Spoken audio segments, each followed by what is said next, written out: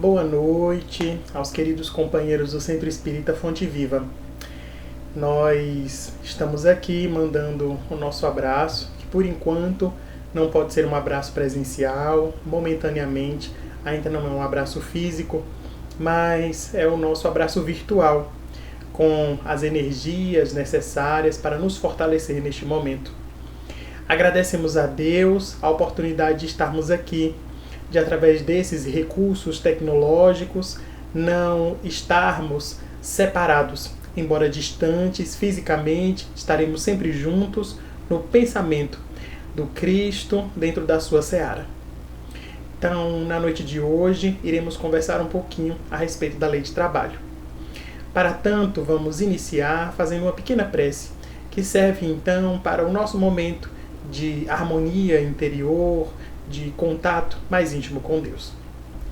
Então, neste momento, nós gostaríamos de agradecer a Deus pela oportunidade da vida, agradecer a Ele pela oportunidade de estarmos neste planeta, agradecermos, Senhor, pelos desafios que nos são colocados e agradecer pelo Evangelho do nosso irmão Jesus, que consegue nos dar força para passarmos por essas dificuldades. Te pedimos, Senhor, que nos abençoe e que permaneças conosco hoje para todo sempre. Que assim seja. O espírito Meimei, através da psicografia de Francisco Cândido Xavier, escreve uma belíssima obra direcionada às crianças, mas que traz lições para todos nós. É o livro Pai Nosso. Ali ela, então, faz uma pequena comparação, ou digamos assim, uma linha paralela entre a oração do Pai Nosso, destrinchando-lhe algumas das inúmeras lições que ali temos. Então ela começa a passar ali as necessidades, as diversas pontes que podemos então passar às crianças. É um livro fantástico que recomendamos a leitura não só para as crianças, como também para os adultos. Então o Espírito Meimei ali vai escrever-nos uma pequena história intitulada A Necessidade do Trabalho. Esta história, ela vai dizer-nos que no começo da criação, tudo vinha com muita facilidade. As plantas produziam em abundância em todos os lugares, havia alimento. Os córregos, então, conseguiam descedentar a sede dos seres humanos. Os animais os auxiliavam, dando-lhes então a oportunidade de trabalhar, arroteando-lhes o solo e lhes gratificando com inúmeros frutos. Dessa maneira, os seres humanos começaram a ficar preguiçosos. Observando então que tudo vinha com tanta facilidade, eles começaram a desleixar-se a respeito das próprias responsabilidades. E ali, naquela situação, vêm então as consequências nefastas. A primeira delas foi o mato, que começou a crescer, tomando conta das ruas e das próprias casas.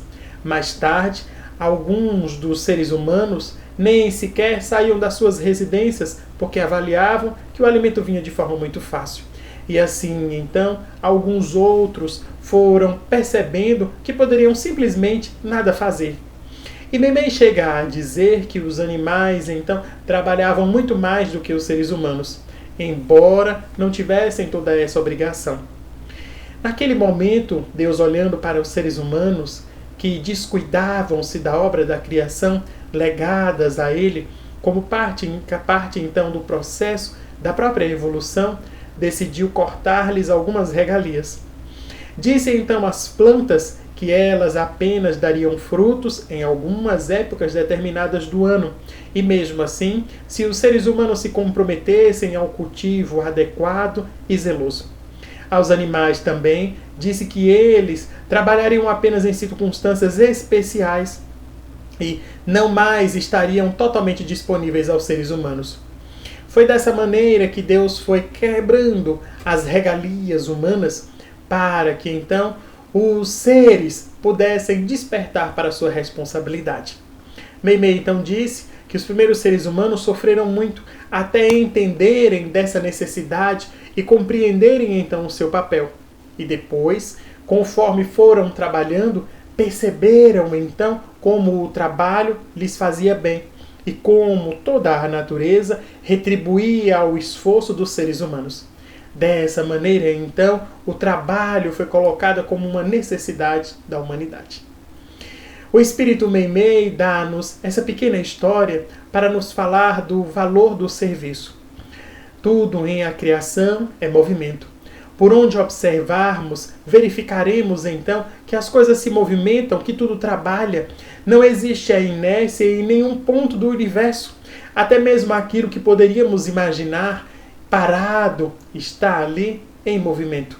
Então tudo tem o seu objetivo, tudo tem o seu próprio trabalho. Dentro do ponto de vista espírita, avaliaremos que este trabalho é, então, a colocação útil dentro da humanidade. Quando Allan Kardec vai, na terceira parte do Livro dos Espíritos, estabelecer, então, o quadro geral da lei natural, porquanto de forma muito pedagógica, ele divide a lei natural em 10 leis, começando pela lei de adoração. Então, a primeira lei que Allan Kardec coloca ali é a lei de adoração. É esta lei que nos coloca a respeito do nosso contato com o Criador. É o momento em que percebemos este vínculo entre Criador e criatura. É o vínculo que nutre a vida, é o vínculo do próprio amor. Mas como segunda lei, Allan Kardec então coloca a lei do trabalho. Como quem quisesse dizer-nos que, observando o vínculo que temos com o nosso Criador, uma das nossas necessidades, das nossas responsabilidades, das nossas obrigações é trabalharmos. Allan Kardec, dentro desse capítulo, começa a questionar os espíritos a respeito daquilo que seria o trabalho. E eles, então, começam a dizer a respeito, então, de algumas circunstâncias. Allan Kardec vai questionar qual seria o trabalho dentro do entender dos espíritos. Seria o trabalho relacionado às profissões? Seria o trabalho material, aquele que exige, então, o esforço físico? E os espíritos dizem que o trabalho é toda a ocupação útil, estando ela ligado aos afazeres físicos, à conjuntura e o movimento dos músculos ou não. Então, quando observamos um escritor, alguém que ali começa a imaginar algo para escrever-nos e grafar no papel então as suas ideias, ele está ali realizando um trabalho, porque aquela é uma ocupação útil, uma ocupação que tem por objetivo divulgar então este conhecimento ou passar através da sua grafia algum tipo de sentimento ou uma reflexão que queira para aqueles que o lerão. Então toda a ocupação útil é trabalho. Avaliemos que dentro do desenvolver da humanidade saímos de tarefas um tanto quanto muito materiais para outras mais intelectuais. Se observarmos as sociedades mais antigas entre os seres humanos, que poderíamos considerar como primitivos, quase que a totalidade dos trabalhos se davam dentro da perspectiva deste esforço físico.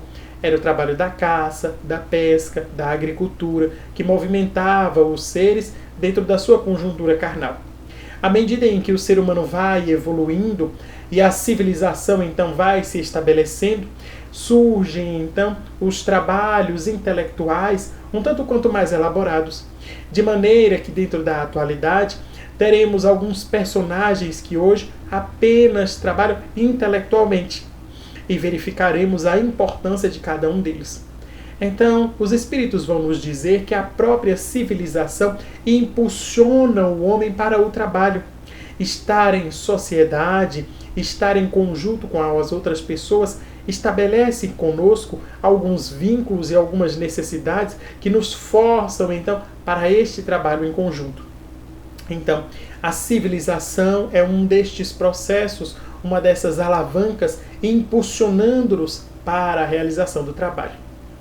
Quando Meimei vai colocar a sua história, ela destaca ali alguns pontos da indolência. Vai nos falar da irresponsabilidade, das maneiras em que, em algumas situações, nós, enquanto seres humanos, não nos investimos do nosso real papel. São as circunstâncias em que, mesmo observando os nossos deveres, sabendo das nossas obrigações, nós não nos desincumbimos dele, e isso trará sempre consequências. É claro que na história, e direcionada ao público infantil, ela retrata isso como a quebra das regalias dentro daquilo que a natureza nos oferece.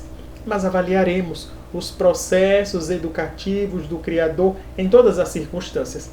Então estamos nós dentro da nossa casa. Sabemos que o ambiente doméstico tem as suas responsabilidades. Sejam as responsabilidades de higiene, de deixar a casa arrumada, de poder então proporcionar ali um ambiente limpo e saudável para aqueles que ali estejam, seja também dentro dos processos dos afazeres mais mínimos, como jogar o lixo fora, varrer a casa, lavar a roupa ou mesmo preparar o alimento. Se por algum motivo nós nos descuidamos de uma dessas tarefas, avaliemos que as consequências então estarão seguindo-nos logo adiante. Aquele que se descuida da limpeza da casa terá que vivenciar então a presença de alguns insetos, alguns roedores, entre tantas outras coisas que significam então o desvencilhar ou mesmo o relaxamento das nossas responsabilidades. Então, quando Meimei vai nos colocar nesta história de como os seres humanos, observando as facilidades, entregavam-se então ao desleixo, vamos também poder fazer este paralelo com a nossa própria vida e identificar que recebemos muito do Criador.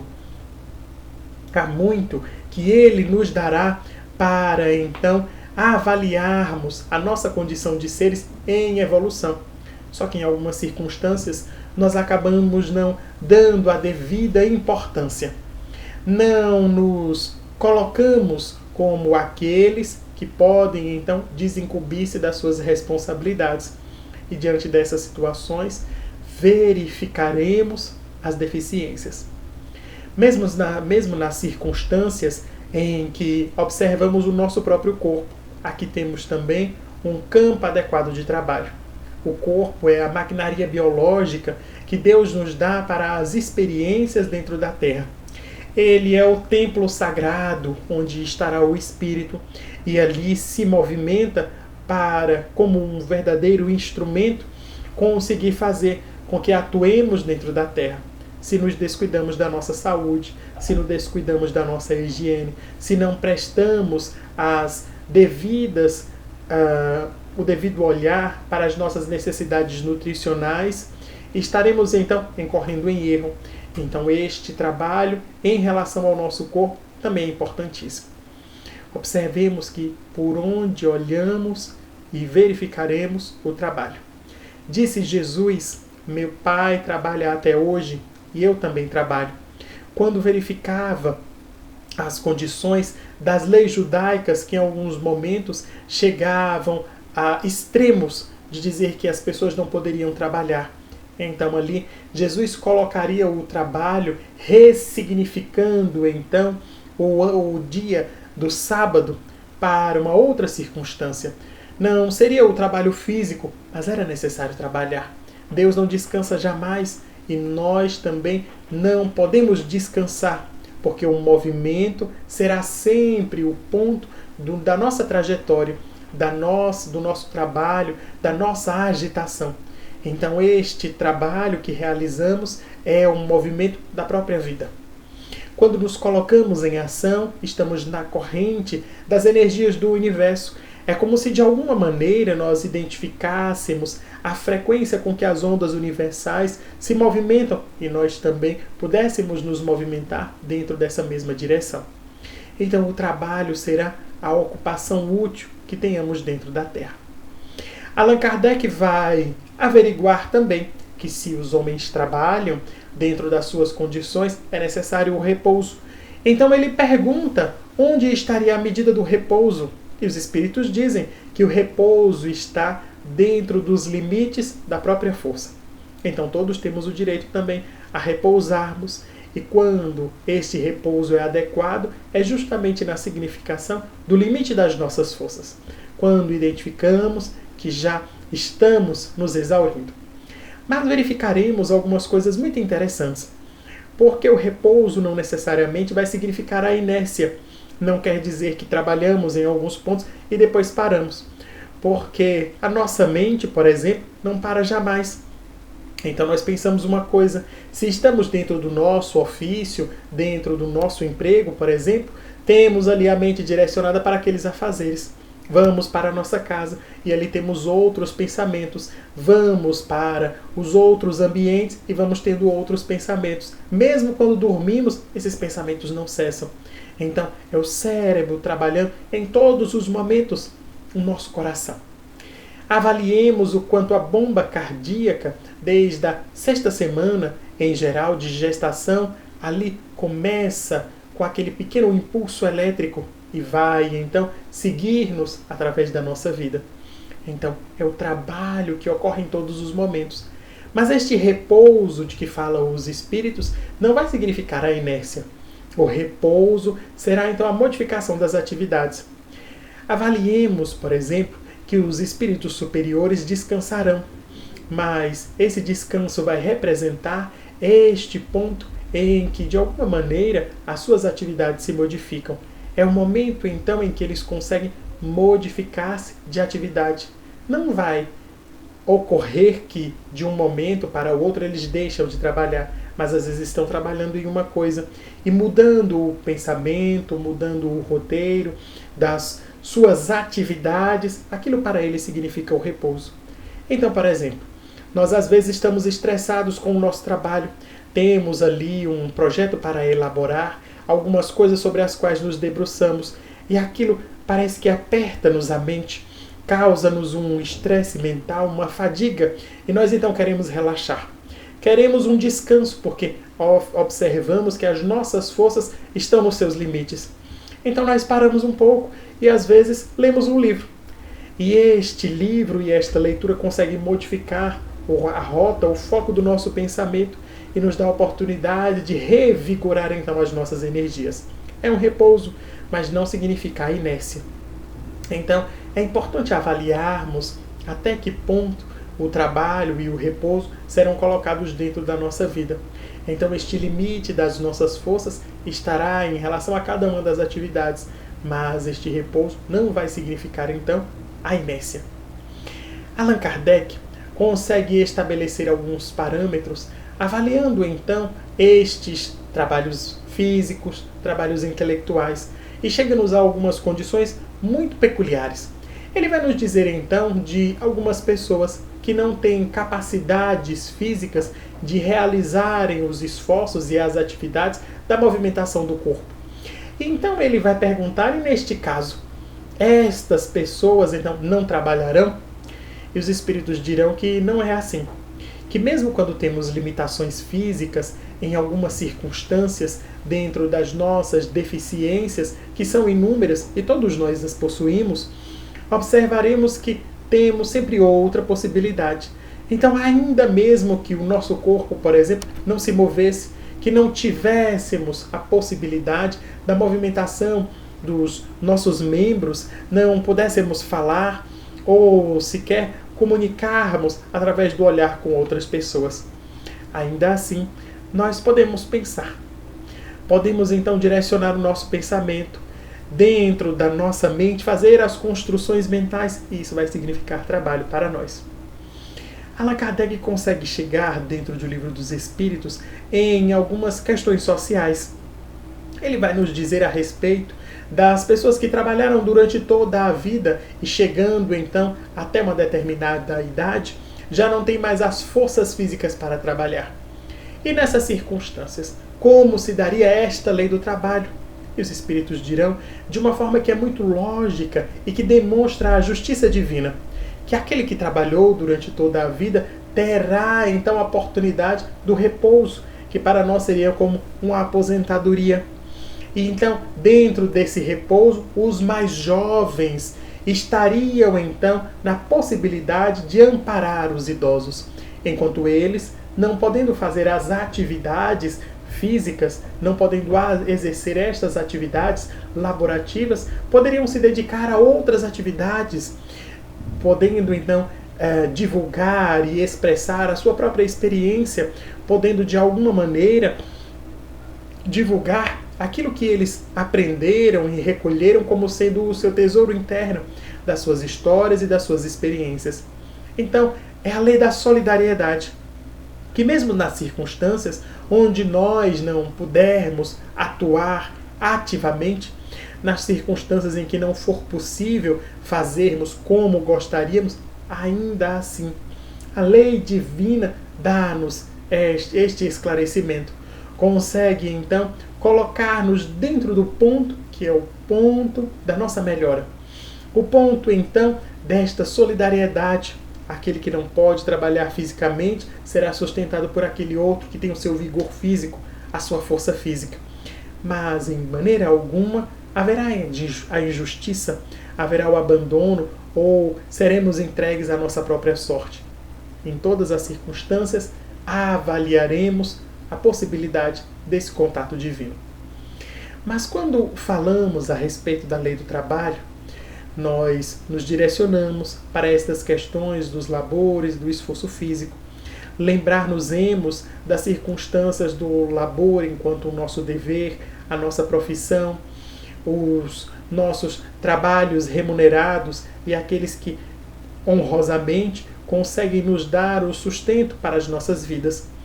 Mas haverá também o trabalho relacionado à nossa própria alma, que é um tipo de trabalho que em algumas circunstâncias estamos nos esquecendo.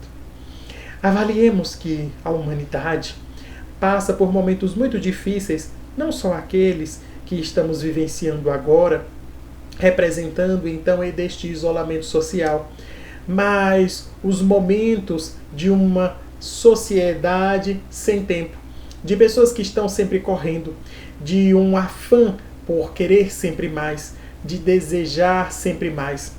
E observemos então o quanto as pessoas, dentro dessa corrida desenfreada pelo sucesso, pelo dinheiro, pela fama, esquecem-se de si próprias. Então, é como se nos trancássemos dentro de um ciclo de vida muito simplista, aquele em que nós nascemos, crescemos, trabalhamos, nos reproduzimos e acabamos por morrer. Como se a vida humana não tivesse nada mais além do que isso. Então há pessoas que chegam a circunstâncias de uma idade muito avançada e quando olham para trás se perguntam o que eu fiz da minha vida. E não conseguem observar outra coisa senão o trabalho.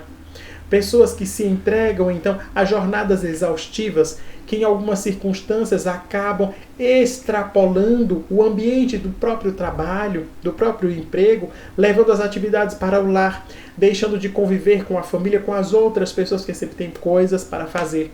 Sempre há prazos para cumprir, sempre há novos projetos, sempre há respostas, e-mails, telefonemas e tantas outras coisas. Mas não podemos nos descuidar de um trabalho essencial, que é o trabalho voltado para nós próprios. Então, termos o momento do autocuidado, termos o momento em que trabalhamos para nós próprios, o que significará este momento, esta ocupação útil em relação a nós mesmos. Então, o que estamos fazendo para nós? Porque quando pensamos nos outros, poderíamos elencar inúmeras coisas. Ah, porque eu faço isso para a minha família. Ah, porque eu faço isso para a minha mulher, para o meu esposo, eu faço isso para os meus filhos, para os meus pais. Ah, porque dentro do meu trabalho eu tenho esta e essa função e eu faço isso para fulano, para cicrano. E para nós? O que estamos fazendo em relação a nós próprios? A doutrina espírita é muito clara quando vai nos dizer que estarmos na Terra encarnados é uma oportunidade única. Que esta experiência é a experiência de evolução de cada um de nós. Então, o objetivo maior pelo qual estamos aqui é o nosso desenvolvimento espiritual. Se nos entregamos apenas às atividades laborativas, se estamos apenas nos entregando para as atividades em relação às outras pessoas, o que estamos fazendo por nós próprios? Há uma médica paulista, a doutora Ana Cláudia Quintana. Ela trabalha com pacientes que estão em situação de risco à vida. São pessoas que têm doenças ameaçadoras da vida, em que em muitas circunstâncias não há mais recursos para proporcionar a cura, mas há sempre recursos para poder amenizar a dor, para dar maior qualidade de vida. Então o trabalho dela é este: dar a estas pessoas que não terão a possibilidade da cura ou de retornar à vida como eram antes, mas pelo menos que tenham uma vida saudável. Uma vida em que elas possam viver bem. E ela se depara então com alguns pacientes em estágio terminal das suas doenças. Outros tantos que foram acometidos por moléstias incuráveis, entre tantas outras situações. E ela então começa a analisar a história de vida dessas pessoas e vai nos dizer que um dos grandes pontos que lhes causa imensa amargura é o de não terem dedicado tempo para si. Terem gastado o tempo com tantas outras coisas. Às vezes dedicando-se mesmo à vida de outras pessoas sem se dedicarem à sua vida própria. Então são pessoas que nos trazem essas reflexões que serão sempre muito justas e conseguem dar-nos a oportunidade de também refletirmos a respeito das nossas vidas. Então avaliarmos o que temos feito até hoje. O que fazemos para nós próprios. Ou seja, que atividades realizamos para o nosso engrandecimento, para que possamos dizer, não, eu faço isso para que eu seja melhor. Não para que o outro seja melhor, mas para que eu tenha um momento de tranquilidade dentro dessa construção e desse desenvolvimento espiritual. Então, esta é uma outra perspectiva que é importante atentarmos para avaliarmos o quanto nós podemos crescer com esses conceitos. Então, a doutrina espírita nos dirá que a nossa encarnação é um momento único, um momento especial, porque todo ele é calculado, planejado pela divindade, através das suas leis perfeitas, que conseguem nos colocar exatamente no ambiente adequado para o nosso desenvolvimento. Então, o nosso lar, a família em que estamos, a comunidade na qual somos colocados, as pessoas com as quais encontramos, todas elas são calculadas por Deus. Deus, então, preocupa-se com cada um desse ponto para nos dar as condições adequadas para o nosso crescimento. Então, a vida tem o seu valor, que é o valor, então, deste amor divino. Tudo é criado por Deus e tudo é criado por atos de amor. Então, nós somos atos de amor da divindade. As nossas vidas, tudo aquilo que nos acontece é um ato de amor. Mesmo as circunstâncias que poderíamos identificar como circunstâncias difíceis, os momentos funestos da nossa vida, os momentos em que avaliamos as dificuldades, os sofrimentos e o choro, tudo isso é de alguma forma também arquitetado por Deus, porque isso é parte do nosso desenvolvimento. Ninguém chega até o ápice da montanha sem enfrentar os momentos escarposos, sem enfrentar dentro da sua jornada os momentos difíceis, angustiantes mesmo. Mas, quando chegamos ao topo da montanha, ali nos sentimos vencedores. Porque então a visão nos dá a ideia da grandeza da humanidade. Quando estamos acima da montanha e olhamos para baixo, estes momentos difíceis parecem-nos tão pequenos, tão insignificantes, que já nem lhes damos mais o valor antigo. Nós os observamos dentro de outra maneira. Nós conseguimos então observá-los dentro de uma outra óptica, que é a ótica então da superação de cada um de nós. Então a vida é um ato de amor. A nossa encarnação é uma dádiva divina e precisamos cuidar dela.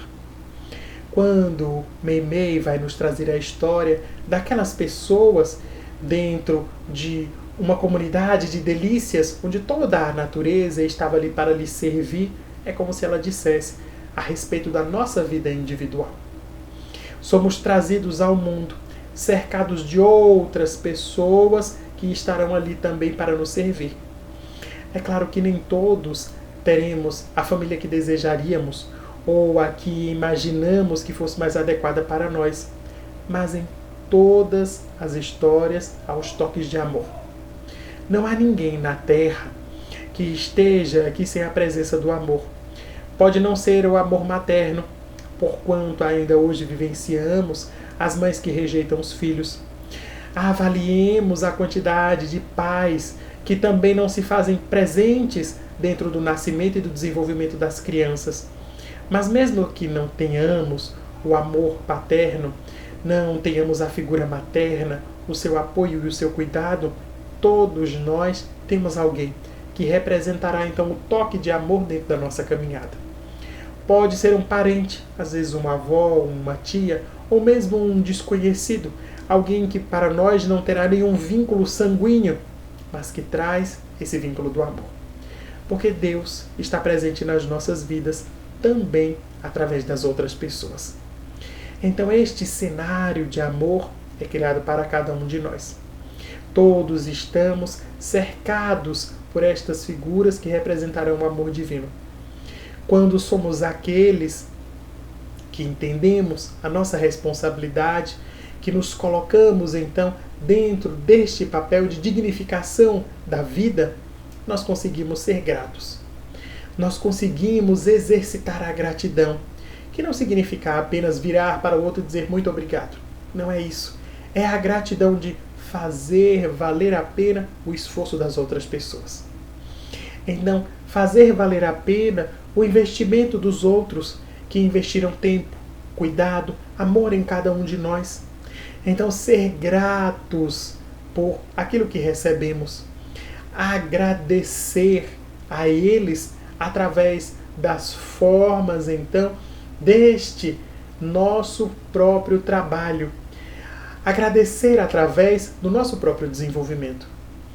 Quando observamos um professor e ele está diante da sua sala, debruçando-se então para encontrar o melhor meio de fazer com que os alunos entendam a matéria, nada poderia significar para ele maior gratidão do que observar que os seus alunos conseguem aprender os seus conhecimentos, os seus conceitos.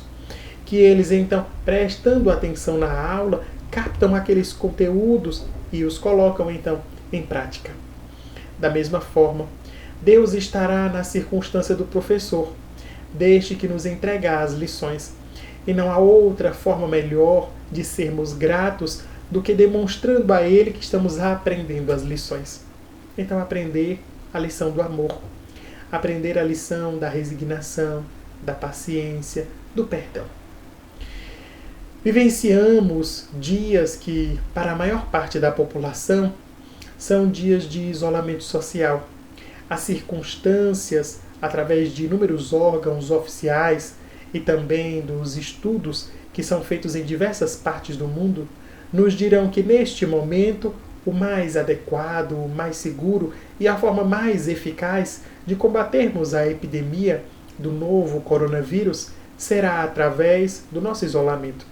Ficarmos em casa, tentarmos evitar ao máximo o contato com outras pessoas, observarmos e fortalecer os hábitos de higiene dentro da nossa casa, juntamente com os hábitos de higiene pessoal. São medidas que podem parecer simples e colocam-nos então na condição de segurança em relação a esta pandemia. Alguns de nós não estaremos realizando as nossas atividades habituais dentro do nosso trabalho. É como se o dia não tivesse mais o peso daquela rotina, não tivesse mais o peso daqueles cronogramas pré-estabelecidos do horário para acordar, o horário para se alimentar, o horário para voltar para casa, entre tantas outras coisas. Então, é o momento também de observarmos o como podemos trabalhar, aproveitar este tempo para que ele seja útil. Isso não significa que vamos dedicar as 24 horas por dia para apenas os labores profissionais e que nos debruçaremos para ele. Mas aqui temos uma pausa, uma quebra dentro do nosso roteiro de vida e que pode ser utilizada para pensarmos nestes momentos em relação a nós próprios. Então que possamos fazer esta reflexão, que é a reflexão sobre o que estamos fazendo em relação a nós próprios. A doutrina espírita nos dará direcionamentos fantásticos a respeito desse trabalho de engrandecimento das criaturas em relação a elas mesmas. Ela nos dará então algumas ferramentas, muitas delas antigas, mas que dentro desta nova perspectiva, deste conceito do trabalho e da utilidade, conseguem ser melhores para nós. A primeira que gostaríamos de destacar aqui é a ferramenta da oração. A oração é uma forma de ocupação útil, é portanto um trabalho. Orar é ocupar a nossa mente com algo sublime, que é o contato com Deus. Orando, nós estabelecemos e fortalecemos a conexão conosco próprios, porque então Deus, que encontra-se dentro de nós, é acessado através dos nossos pedidos, dos nossos agradecimentos e dos nossos louvores. Então, ter dentro do nosso dia os nossos momentos de oração, os momentos em que possamos verbalizar, se não através das palavras, mas verbalizar mentalmente, colocando então o nosso pensamento em ondas das palavras, da gratidão, do louvor, dos nossos pedidos, fazendo com que o nosso pensamento percorra então estes campos, que são os campos da adoração.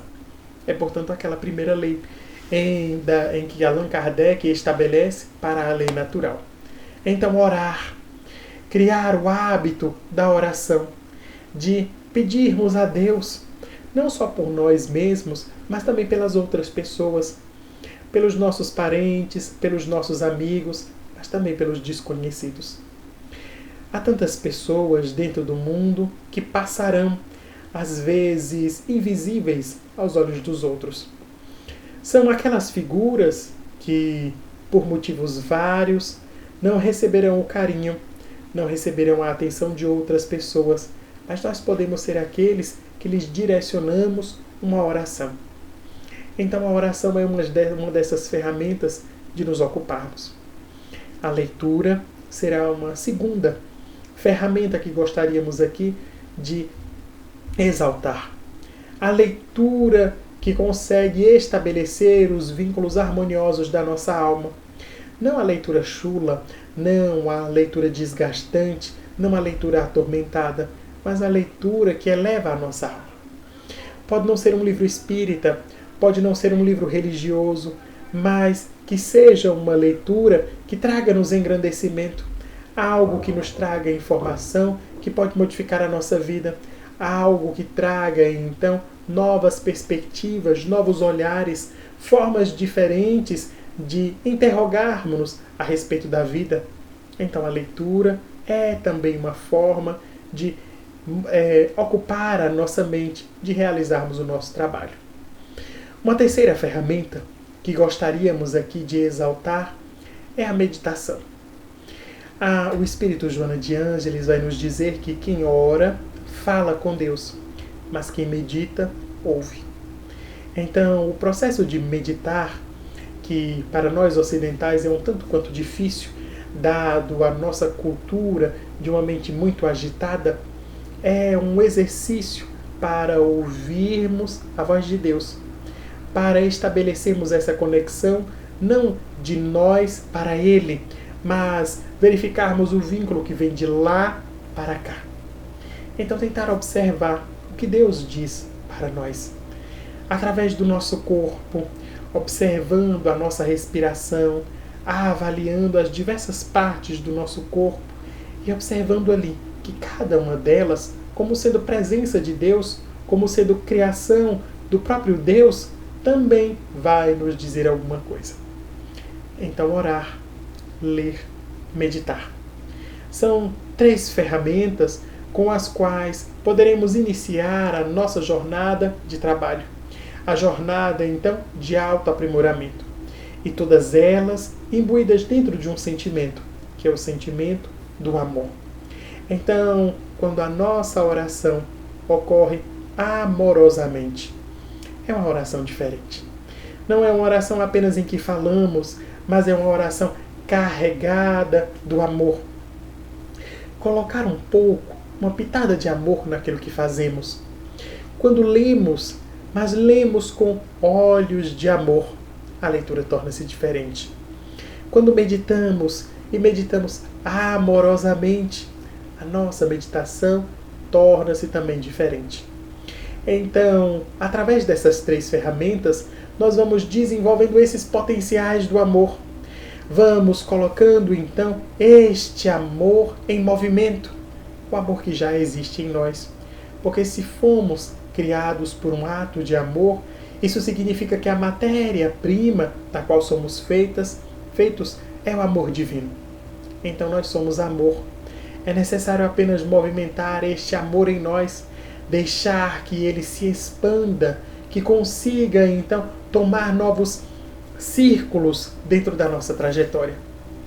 Jesus vai nos dizer que se amarmos apenas aqueles que nos amam, nada estamos fazendo a mais, porque os publicanos também fazem isso dentro da linguagem evangélica.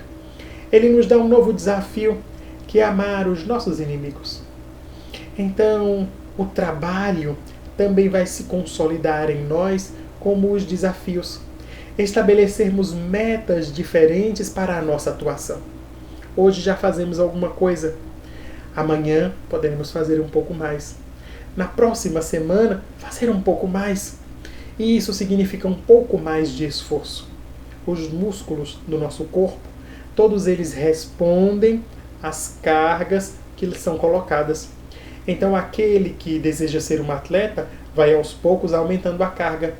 Aquele que gostaria de ser um velocista, alguém que corre a grandes distâncias, hoje começa correndo um pouco, amanhã corre um pouco mais, depois esforça-se por imprimir mais velocidade e vai aumentando então a intensidade gradualmente até atingir o seu apogeu, até tornar-se um campeão.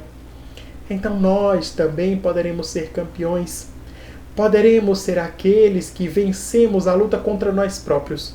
Hoje eu consigo fazer isso. Amanhã irei me esforçar para fazer um pouco mais.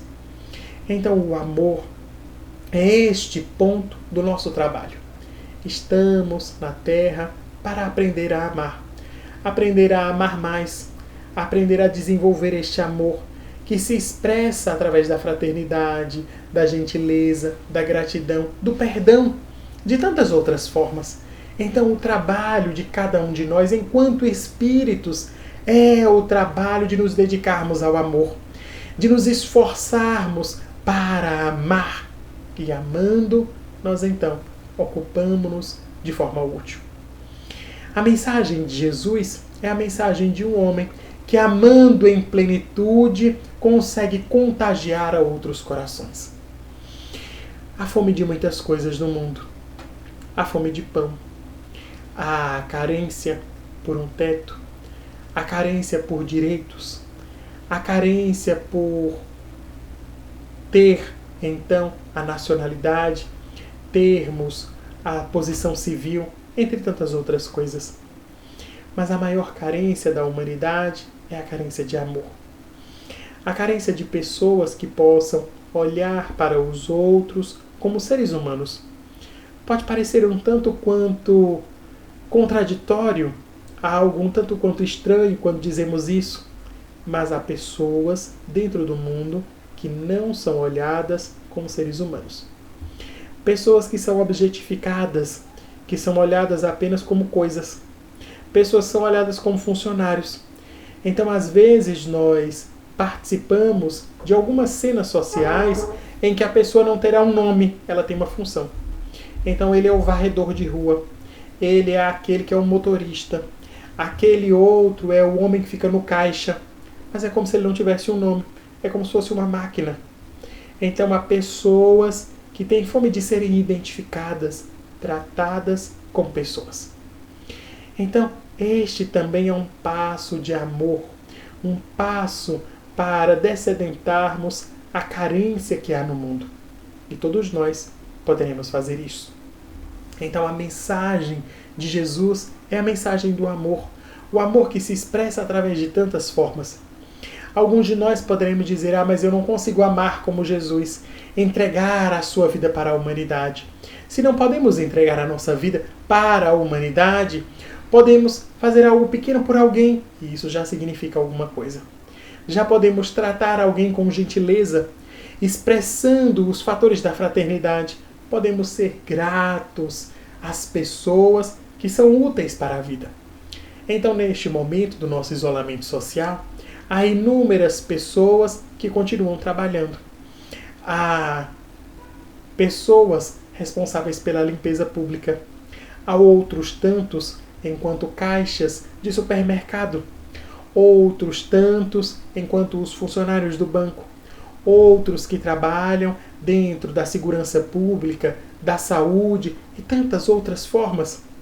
Então são aqueles que continuam dentro das atividades habituais, de uma forma ou de outra, modificados pela pandemia, mas que continuam tendo que sair de casa, continuam tendo que exercer aquela função em um outro ambiente. Então podemos ser gratos a estas pessoas. Dizer-lhes, quando vamos ao supermercado, muito obrigado por você estar aqui. Quando passamos pela rua e vemos ali algum daqueles trabalhadores, muito obrigado pelo que você está fazendo. Isso pode modificar a vida das pessoas, porque então dá-lhes valor, valoriza aquilo que elas fazem. É o ponto da nossa gratidão. Então, são expressões simples que podem parecer mínimas para nós, mas que engrandecem os nossos irmãos. Quando exercemos a gratidão, estaremos exercendo uma forma de amor. É uma das expressões do amor dentro da nossa vida. Sendo gratos aos outros, de alguma forma, estamos sendo gratos também ao próprio Deus. Então são inúmeras as formas que temos para atuar dentro do mundo. Inúmeras maneiras de nos colocarmos frente aos nossos irmãos e ali podermos trabalhar. Então, Allan Kardec, através deste capítulo, vai nos descortinar outras formas de trabalho. Não apenas o trabalho braçal, não apenas o nosso dever enquanto empregados, enquanto trabalhadores nas nossas atividades remuneradas, mas os trabalhos que correspondem ao nosso desenvolvimento espiritual.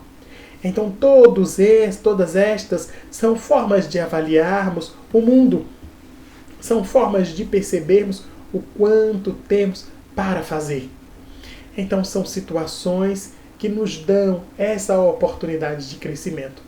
E isso quando avaliamos apenas o nosso trabalho enquanto encarnados. E quando avaliamos, por exemplo, observando os espíritos desencarnados. André Luiz, no livro Nosso Lar, e em todos aqueles que hoje correspondem ao que chamamos da coleção A Vida no Mundo Espiritual, vai nos dar a tônica do que acontece então após a morte. E ali não há inércia, há o trabalho. Há inúmeros espíritos que estão trabalhando, desenvolvendo as suas atividades. Inúmeros deles que estão então possibilitando que o mundo, além da nossa vida física, se mostre como movimento, um constante ir e vir, um aprendizado constante, uma evolução constante. Então a doutrina espírita nos dá essa oportunidade de visualizarmos o quanto nós temos de um grande oceano de oportunidades. Então não há motivos para continuarmos na inércia. Não há nenhuma circunstância que vá justificar estarmos ainda nos colocando na posição de vítimas, como se não pudéssemos fazer nada, como se não houvesse nada que pudéssemos realizar em relação a nós próprios ou em relação àqueles que nos seguem. Sempre podemos fazer alguma coisa. Sempre podemos desempenhar alguma função. A mensagem de Jesus é esta mensagem. A mensagem de um homem que, não tendo recursos financeiros, não tendo vindo de uma família abastada, não sendo alguém com poder militar, nos demonstrou que o amor é a maior força da humanidade. Porque o amor contagia. Porque o amor multiplica-se à medida em que é dividido com as outras pessoas. Então, quando nós amamos, dividimos o nosso amor com os outros, esse amor fortalece-se e engrandece-se. Então a mensagem de Jesus é de alguém que trabalha por amor e que nos prova então que o amor é a melhor maneira de atuarmos dentro do mundo, sendo fraternos, gentis, gratos, perdoando, sendo misericordiosos com os nossos irmãos e através destas inúmeras facetas do amor, ali estamos colocados. A história de Meimei nos trará então este ponto, mas há ainda no livro Pai Nosso uma outra história. Ela vai nos dizer que no início da criação, Deus, após ter criado todos os seres da natureza, deixou-os então para observar como eles iriam se expressar, como cada um deles iria lidar com a sua própria questão. Ele determinou funções adequadas para cada um deles. Cada um teria alguma atividade. Mas Meimei vai dizendo que os animais, os vegetais e todos os pontos da criação, ao perceberem aquela beleza, foram então enchendo-se de amor e, através da gratidão, foram exercendo outras atividades. Ela diz, por exemplo, as plantas, observando que a sua função era o de dar frutos, começaram também a fazer lindas flores, que eram perfumadas e traziam uma beleza imensa, em honras ao Criador. As vacas, os bois e as vacas, além de servirem como animais que dariam atração para os experimentos humanos, começaram também a fornecer leite para os seus filhotes e para a humanidade, em honra e graças ao Criador. Os pássaros, que teriam por atividade comer as sementes e disseminá-las para outras localidades, a fim de que as plantas pudessem então reproduzir-se em outros cenários, além disso, começaram a cantar em honras ao Criador. A borboleta, que teria então o papel de polinizar as flores para lhes dar a oportunidade do fruto, fez então com que as suas asas ganhassem cores lindas em honra ao Criador. E assim, cada um dos animais, além da sua função, que foi pré-estabelecida pelo Criador, começou a fazer outras coisas, dando graças a Deus, em honras pela criação. Assim, nós, enquanto seres humanos, também teremos esta responsabilidade. Allan Kardec, em o livro A Gênese, vai analisar que a encarnação de cada um de nós, enquanto seres humanos, tem dois papéis primordiais. O primeiro, o do nosso desenvolvimento. Através da matéria, dentro dessa experiência, temos a oportunidade de aprender um pouco mais. Intelectualizamos, então, a matéria, mas terá um outro ponto, que é o de sermos co-criadores. Através dessa oportunidade, Deus nos dá, então, a possibilidade de também criarmos. Nós modificamos o mundo ao nosso redor. Conseguimos, através da tecnologia e da engenharia, criarmos outras coisas e assim vamos modificando o mundo. É a nossa parcela de contribuição. Então, são estas as nossas duas funções primordiais. Mas, além disso, como formas de sermos gratos ao Criador, poderemos fazer com que a nossa vida seja também um ato de amor.